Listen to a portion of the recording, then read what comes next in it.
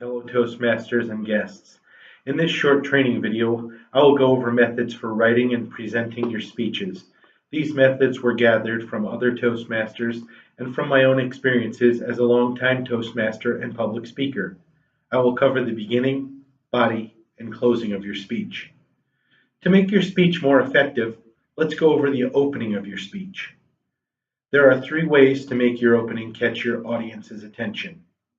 The first technique is the opening question with a show of hands. When you ask your audience members something like, "How many of you have been to Italy?" Show of hands. Then raise your hand to show your audience members that you'd like to see who has made a trip overseas to Italy, perhaps. This type of question and response opening facilitates an interaction between you and your audience and ensures that they are listening to you. Now they are ready in case you may ask another question. This technique isn't always useful or best. It depends on your speech topic and the audience. Always know your audience. Another opening technique that can work to draw your audience attention is to start with a flourish of movement and a booming voice. Use this technique when your story has dramatic elements, which are conducive to a loud, boisterous opening.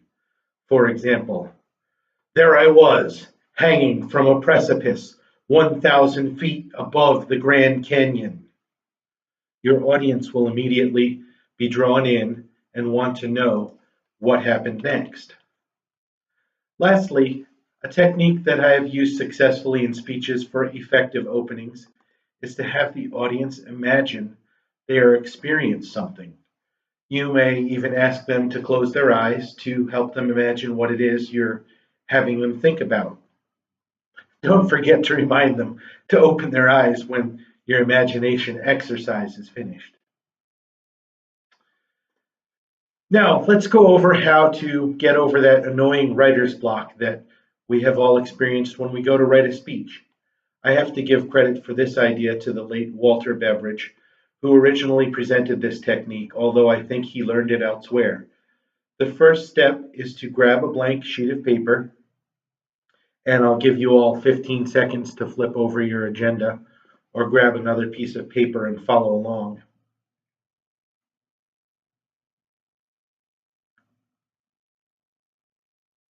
Great. So now that you have a blank piece of paper, write down 3 words or phrases in different sections of the paper. Just any 3 words that are at the top of your mind. Then circle those words or phrases. This technique is best expressed visually. Here's what your paper should look like in the beginning. Don't spend much time on thinking of the 3 words. This technique is meant to be very speedy. Your choices should be organic and whatever comes to mind. Great. So take a couple seconds, write down 3 words or phrases, and circle those. Next, we'll branch off from each of our thought bubbles with 2 or 3 additional words or phrases. Now let's stem them out from each article, so continue with variations on each theme and write more words or phrases next to each branch line. You should have from 6 to 9 words or phrases plus your original 3 now, for a total of up to 12 words. So draw lines from your thought bubbles and then we'll have some more words. Great, that's great. See what we've created here? Now you can choose a few of your keywords for a speech. Make a 1-minute table topic speech for each of the words or phrases as the body of your speech. With a proper opening and closer, your 5 to 7-minute speech should be nearly ready. I've used this technique on my way to Toastmasters meetings if I had a long car ride, doing it mentally in my head and had a full speech prepared for a meeting that I otherwise wouldn't have been ready for if I was asked to give a speech at the last minute. For the closing of my training video, I'll work with you on your speech closing.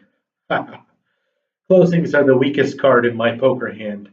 I have been working on strong closings.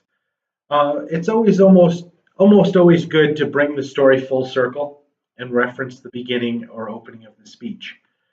There's a quote that goes something like, "Tell them what you're going to tell them, and then tell them what you told them." This may be a bit cliche, however, it can be a useful guide. And given other choices for endings, it may be the best for your particular speech. Another strong ending is the call to action. A strongly persuasive speech that is trying to sway an audience should end with a final call to action so the audience knows the speaker's intentions and how they should carry out further actions if they're moved by the content. Give them direct messages on how to actually do this with either website links or phone numbers or however they need to carry that out, the plan. What we've learned in this training video are techniques for use in the opening, body, and closing of a Toastmaster speech or anywhere you may have the opportunity to speak. Get out there and try some or all of these techniques.